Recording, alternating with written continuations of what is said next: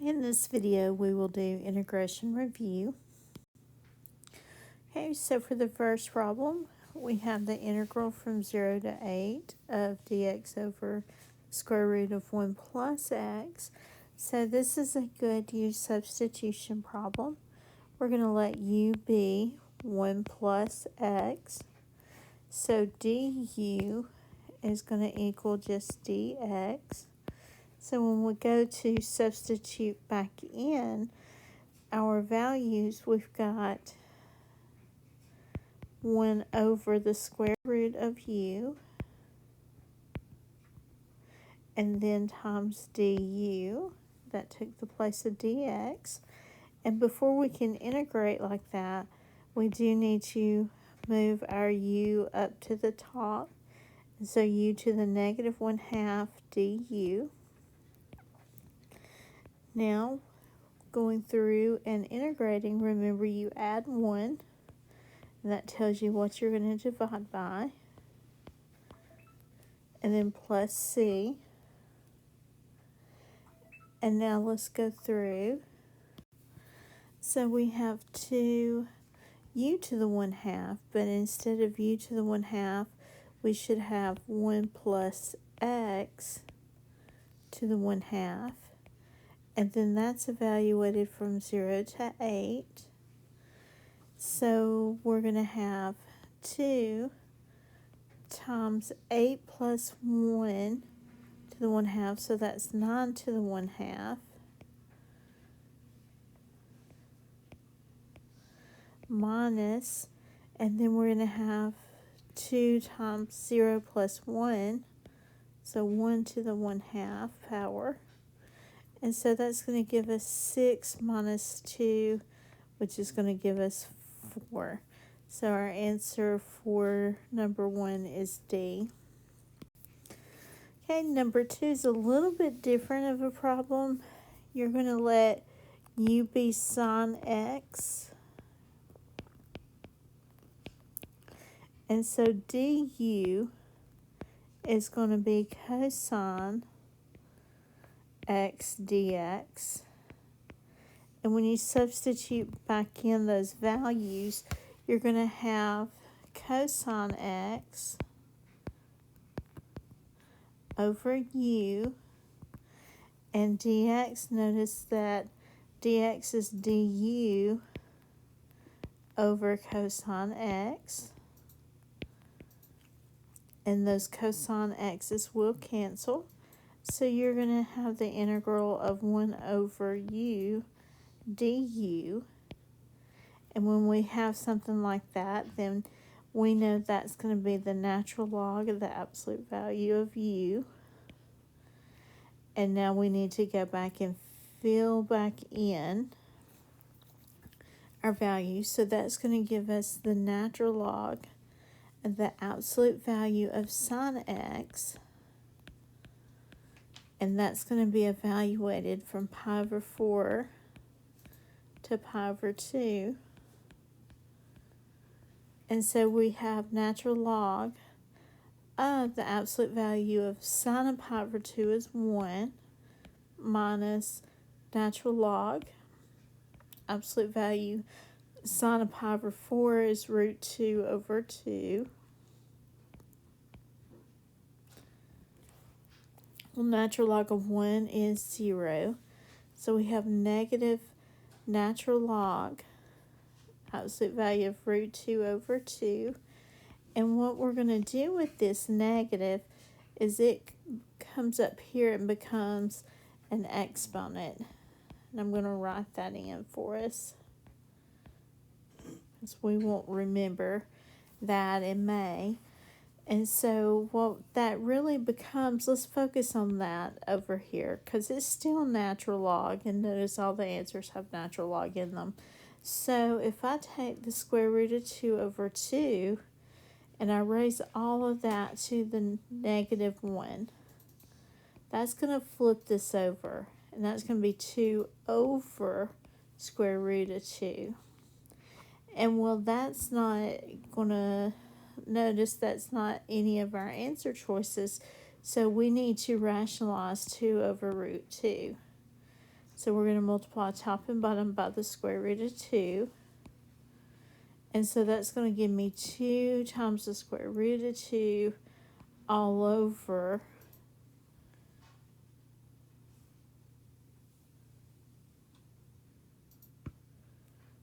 oops, that should be root 2. There we go.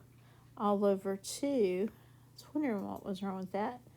And those 2's will cancel. And so you get natural log of root 2. So this negative in front of here, any sign that's in front or any number, that can move up and be an exponent there. So your answer choice is A there. Okay, so for the next one, we're going to let u be x to the third. And we're going to rewrite this. Let's go ahead and do du. It's going to be 3x squared dx. And so dividing through by 3x squared.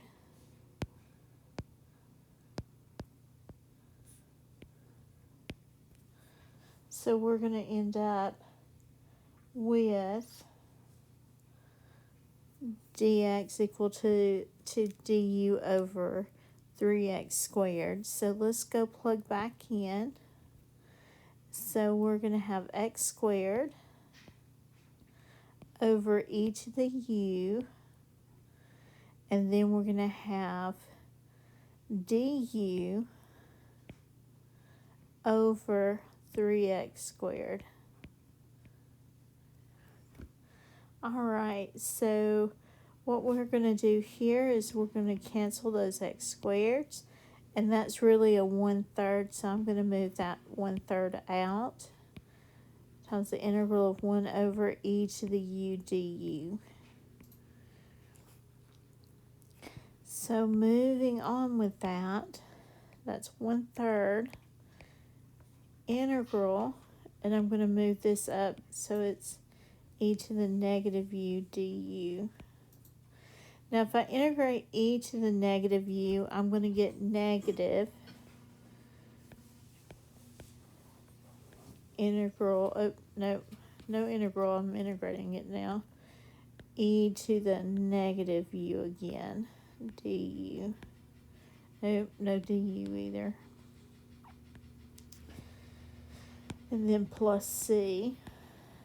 So we're going to have that u replaced, so I get negative 1/3, and then e to the negative x cubed plus c. So that's going to move over, and we're going to have negative 1 over 3 e to the x cubed plus c. And that's going to be answer choice C. Okay. So for our next one, we're going to let u be equal to 2x plus 3. So du is going to be 2 dx. So divide your 2 over. Okay, so now let's go back, and we have the integral of sine of u, and then du over 2. So that's 1/2 is going to move out. So we're going to have 1/2 the integral of sine of u du. So that's going to be 1/2. If I integrate sine u, remember it as c negative s negative c. So we're moving up this chain if you're integrating or antiderivative. So that's going to move back down here because we're up here. So if I integrate sine, I get negative cosine of u, but I let u was 2x plus 3. Yeah, and then plus c. So it looks like we have negative half cosine 2x plus 3 plus c. So that's answer choice D. All right, this is the fundamental theorem of calculus. And so this is answer choice D. There's no work to it. It's just you need to know that. Okay, so for this last problem, again, you're going to let u be x squared plus 2x. So then du is going to be 2x plus 2 du. And that does not look like this part that's left over here. But if you rewrite this, factor out that 2, now it does. Or sorry, that's dx. Okay. Now divide that over. So you're going to have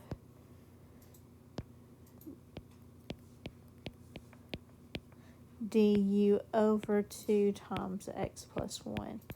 Now you've got something that's going to work. So let's go fill in and see what's happening. We're going to have the integral, and then we've got x plus 1 e to the u, and then du over 2 times x plus 1. So we see that those x plus 1s will cancel. And this is a 1/2 sitting down here, so that's going to move out. So we have 1/2 the integral of e to the u du. If we integrate that, we get e to the u. So we have 1/2 e to the x squared plus 2. And then plus c, no, we have endpoints. So that's going to be evaluated from 0 to 1. So let's see what that's going to give us. We have 1/2, and I'm just going to say times. And that's going to be e to the 1 plus 2, so e cubed minus e to the 0 plus 2.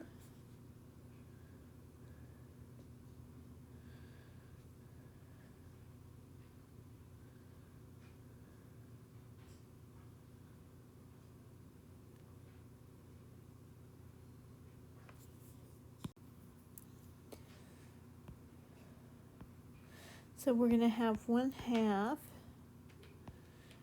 e cubed minus 1. So that's going to be answer choice B. Now for the free response, you've got a linear function or linear piecewise function from -5 to 3. These are all lines that we can find our bounded area. But from 3 to 6, we're going to have to use g of x, which is a parabola. And notice that we have our quadratic equation for that. So if f at 1 is 3, what is the value of f at -5? So you have to set up an equation like we had done earlier, but we have not done it much. We're going to say f at -5 is equal to, and we're going to use the fact that we know f at 1. So we're going to start f at 1 plus, and then we're going to integrate. And we're going to start with our initial point. And I know this is backwards, but we'll fix it when we integrate. You need to start with that initial point, which is 1. This and this should be the same number here. and it's going to go to -5. And yes, again, I know it's backwards. And that's of g of x dx. But you have to have that initial point. And now the rest of it is integrating. And I do want to fix that. So f at 1 we know is 3. We're going to swap that endpoint. So that's going to be from -5 to 1 of g of x dx. And now let's go up here and start filling in. So we have f at -5 equals, we have 3 minus, and now let's go look and see what our bounded areas are going to be. So first thing we've got here, we're going from -5 all the way over to +1. So all the way to here, here, and we've got this area here. So let's see what we can do. First one, let's see, we've got length times width. So that area, I believe, is going to be 9. And it's negative because it's bounded below the x-axis, minus 1/2 base times height. So 1, 2, 3 times 1. So 3/2 minus, or positive, and then 1/2 base times height, so +1. And I encourage you to leave it just like that. If you have to work it all out, if it just bugs you, you get 25/2 working it out. However, you get no additional points going from here to here. There's no additional points. Once you get to this part right here, you're done with the problem. Now this is 2 points for this problem. You get 1 point for the setup. Right here is 1 point, and then this portion right here is a point. So don't get so caught up on the number crunching on these. Okay, for the part B, you have got the graph again, same thing, and you're evaluating from 1 to 6. So from 1 to 6, well, you know, from 3 to 6, you've got to use this. So we need to break this apart. So we know from 1 to 3, we're going to have to use our graph of g of x dx. Plus, and then we're going to use our equation from 3 to 6, g of x dx. So you've got 2 different things that you're going to have to do there, and you have to show that split there. Don't just skip that part. That's crucial for you to show. All right, so from 1 to 3, so you're showing this area from 1 to 3. So you've got 1/2 base times height there. So let's see, what is that going to be? 1/2 base times height. So we've got height is 1, 2, and base 1, 2. I don't know why I said 1/2. It's just base times height, length times width, which is going to be 4. Plus, and now 3 to 6. So 3 to 6, you're integrating here of that equation. So you're integrating from 3 to 6 of 2. So I'm going to move that 2 out. And then you've got x minus 4 all squared. So that one you either multiply it out or you do a U sub. I would probably do a U sub here and let U equal x minus 4. And so du is dx. Okay, so I'm integrating u squared du. So that's going to be u cubed over 3. So we have our 4 from the earlier problem plus, and then we're going to have x minus 4 cubed over 3, and that's evaluated from 3 to 6. Okay, so we have 4 plus bracket, and just plug in. 6 minus 4 is 2, so you have 2 cubed over 3 plus minus, and then plug in 3. So that's going to be negative 1 raised to the third over 3. And that's enough. Just leave it like that. That should give you your full points there. All right, moving on to your next problem. All right, so increasing and concave up. F is increasing. Let's write this down. F is increasing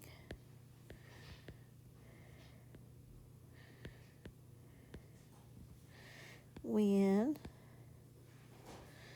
f prime is greater than 0.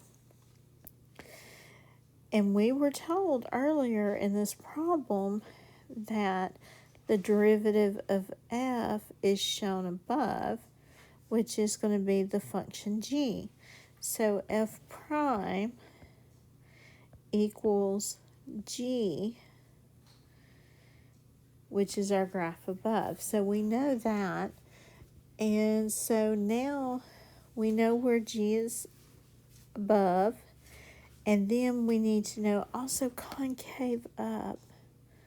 So concave up, let's see, f is concave up when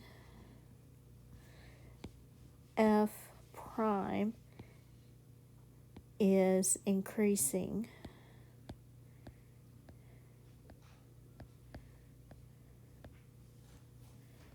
So, where in our interval, where are we both above the x-axis and increasing?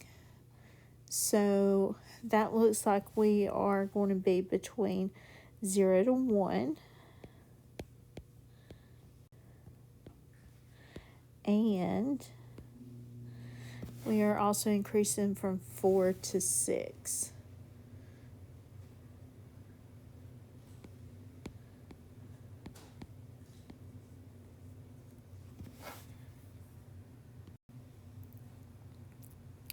Okay, part D.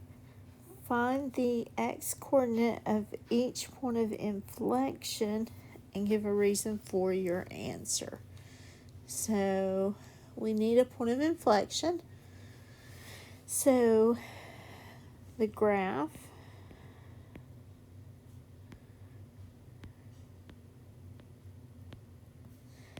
has a point of inflection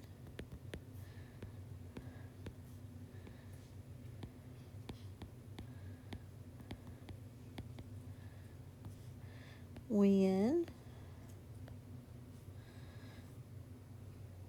f double prime equals 0 and has a sign change.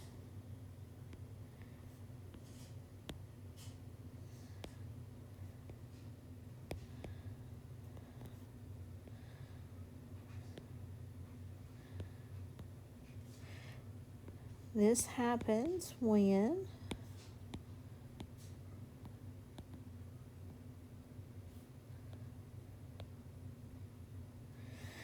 x equals 4.